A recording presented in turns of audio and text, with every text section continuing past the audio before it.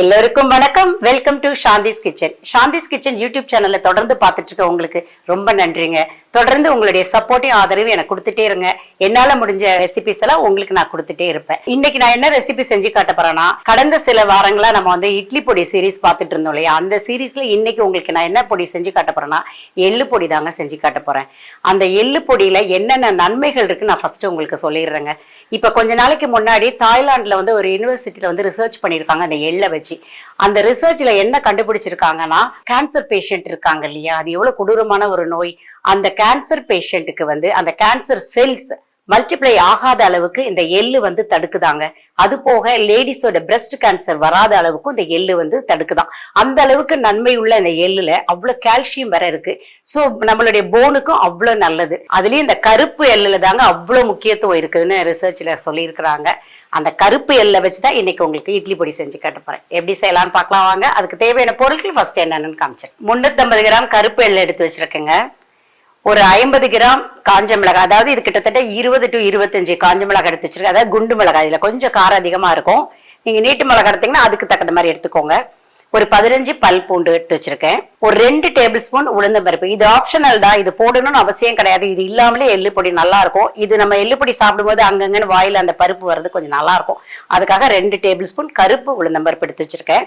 இந்த சைஸ்ல புளி, ஒரு 25 கிராம் புளி இருக்கும். ஒரு நல்ல ஒரு கைப்பிடி அளவுக்கு கருவேப்பிலை, தேவையான அளவு உப்பு. இது எப்படி செய்யலாம் பார்க்கலாம் வாங்க. கடாய் காஞ்சிடுச்சுங்க, நம்ம எள்ளை போடலாம். எள்ளு டக்குன்னு பொரிஞ்சிருங்க, கவனமா வறுக்கணும்.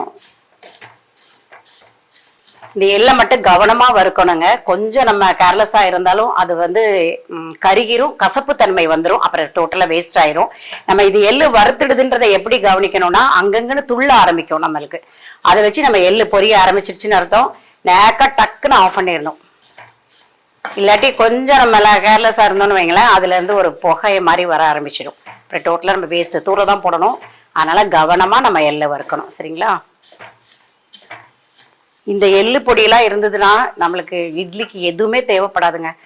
இதுக்கு வந்து நம்ம எண்ணெய் ஊற்றிலாம் சாப்பிடணும் அவசியம் கிடையாது. இது அப்படியே சாப்பிடலாம். இந்த பொடியை வந்து மற்ற பொடிக்காது எண்ணெய், நெய், நல்லெண்ணெய் இதெல்லாம் ஊற்றி சாப்பிடுவோம் இல்லையா, இந்த பொடியை பொறுத்த வரைக்கும் அப்படியே சாப்பிடக்கூடிய பொடி இது வந்து. ஏன்னா இந்த எள்ளுல இருந்தா நம்மளுக்கு நல்லெண்ணெய் தயார் பண்றாங்க. ஸோ அதுலேயே அந்த ஆயிலோட இது இருக்கும். ஸோ நம்மளுக்கு எண்ணெய் ஊற்ற தேவையில்லை, அப்படியே சாப்பிட ரொம்ப நல்லா இருக்கும். சுட சுட இட்லி வச்சு இந்த எள்ளு பொடி சாப்பிட்டீங்கன்னு வைங்களேன், கண்டிப்பா நீங்க கூட 2-3 உங்களுக்கு ஆட்டோமேட்டிக்கா சாப்பிட தோணிரும். நான் ஒரு 2-3-4 வாரமா உங்களுக்கு நான் பொடி சீரீஸ் தான் பண்ணி காமிச்சிட்டு இருக்கேன். அதுவும் ஹெல்த்தியான பொடியா தான் நான் உங்களுக்கு செஞ்சு காமிச்சிட்டு இருக்கேன். நீங்க கண்டிப்பா செஞ்சு பாருங்க. செஞ்சு பார்த்துட்டு சாப்பிட்டுட்டு உங்களுக்கு கமெண்ட்டை சொல்லுங்க. இந்த எள்ளு வந்து கிட்டத்தட்ட ஒரு 5 நிமிஷம் தான் நம்ம வறுப்போம், அதுக்குள்ளேயே அது வறுக்க ஆரம்பிச்சிடும். ஏன்னா அதோட உருவமே ரொம்ப லேசா தானே இருக்கும். டக்குன்னு அது சூடாயிடுச்சுன்னா பொரிய ஆரம்பிச்சிடும். நல்லா பொரியிற சவுண்டு கேட்க பாருங்க. நான் போட்டு 3 நிமிஷம் கூட ஆகல. நான் ஃபுல் தீ வச்சிருக்கேன். ஆனா இந்த கடாய் ஹீட்ல வேற இன்னும் கொஞ்சம் பொரிஞ்சிரும். டக்குன்னு கரெக்டான பக்குவத்துல பொரிச்சு எடுக்கணுங்க, இல்லாட்டி கசப்பு தன்மை வந்துடும். அதே சமயத்துல பொரிக்காம எடுத்தாலும் துவப்பு டேஸ்ட் வந்துடும். ஸோ நம்ம வந்து கரெக்டா பண்ணிக்கணும். இந்த எள்ளு பொடியே நம்ம வந்து இந்த வறுக்கிறதுல செய்யற விதத்துல தான் இருக்கு அந்த டேஸ்ட். ஏன்னா தவணை நம்ம எதுவுமே பண்ண முடியாதுங்க சாப்பாடு விஷயத்துல மட்டும். அவ்வளவுதாங்க, நல்லா பொரிஞ்சிடுது, நல்ல புகை வந்துடுச்சு பாருங்க. இந்த கடாய் ஹீட்ல வேற இன்னும் கொஞ்சம் இருக்கிற ஹீட் எல்லாம் அதுல ஏறிடும். ஸோ நான் ஆஃப் பண்ணிட்டேன். அடுத்தது மற்றதெல்லாம் வறுத்துட்டு உங்களுக்கு காட்டுறேன். நெக்ஸ்ட் இந்த உளுந்தம்பருப்பை போடுறேங்க.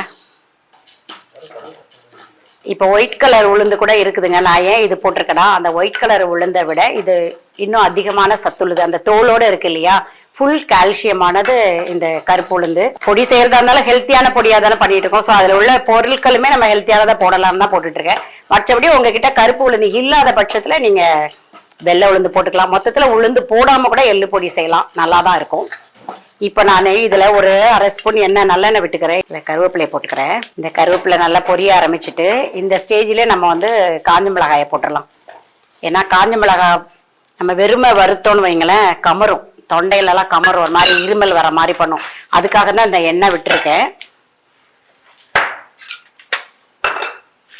உளுந்தம்பருப்பு வறுத்துடுது, கருவேப்பிலையும் வறுத்துடுச்சு. ஸோ நம்ம காஞ்ச மிளகாயை போட்டுடலாம். நான் 350 கிராம் எள்ளுக்கு தாங்க இந்த மாதிரி இவ்வளவு காஞ்ச மிளகாய், இவ்வளவு பூண்டு, இவ்வளவு புளின்னு போட்டிருக்கேன். உங்க வீட்டுல நீங்க எவ்வளவு போடுறீங்களோ அதுக்கேற்ற மாதிரி கூட்டிக்கோங்க, குறைச்சிக்கோங்க.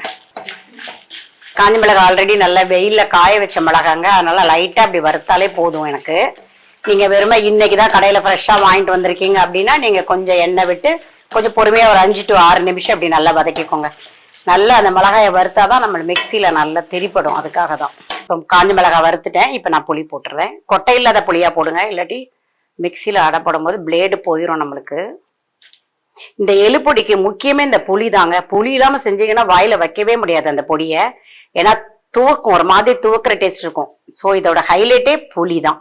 இப்ப பூண்டையும் போட்டுடலாங்க. மொத்தமே இந்த பொடிக்கு 5 இல்லாட்டி 6 பொருட்கள் தாங்க தேவை. பார்த்துருக்கீங்க நீங்களே. எள்ளு, காஞ்ச மிளகாய், பூண்டு, புளி, கருவேப்பிலை, அவ்வளவுதான்.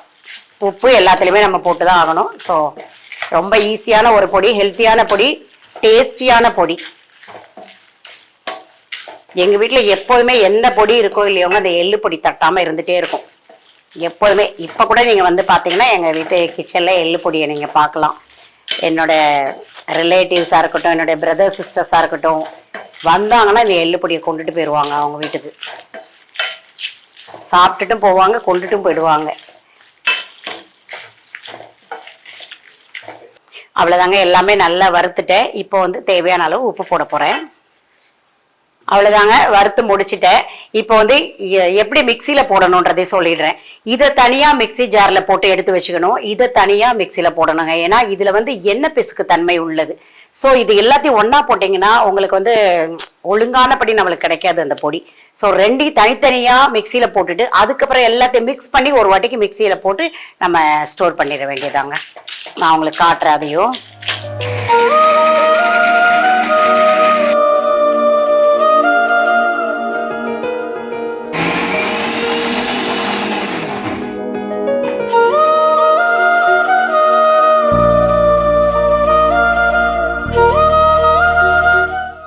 கொளுத்தவனுக்கு கொள்ளு, இளைச்சவனுக்கு எள்ளுன்னு சொல்லுவாங்கங்க. அந்த அளவுக்கு இதுல ஹை புரோட்டீன் ஃபேட் இருக்குது. அதாவது உடம்பு மெலிஞ்சு போய் இருப்பாங்க இல்லையா ஒரு சில பேர், அவங்களுக்குலாம் இந்த ரெகுலரா சாப்பாட்டுல ஒரு ஸ்பூன் எள்ளு சேர்த்துக்கிட்டோம்னா, எள்ளுனா வெறும் எள்ளுல வறுத்து நீங்க வந்து சாலட்ல போட்டு சாப்பிட்டுக்கலாம். அதுக்கப்புறம் தயிர்ல போட்டு சாப்பிடுவாங்க இந்த எள்ளு. அப்புறம் வால்நட் இருக்கு இல்லையா, அந்த வால்நட்டும் எள்ளையும் வச்சு சட்னி பண்ணி சாப்பிடலாம். அந்த மாதிரி உடம்பு மெலிஞ்சு இருக்கிறவங்க இந்த எள்ளை வந்து அடிக்கடி உணவுல சேர்த்துக்கோங்க.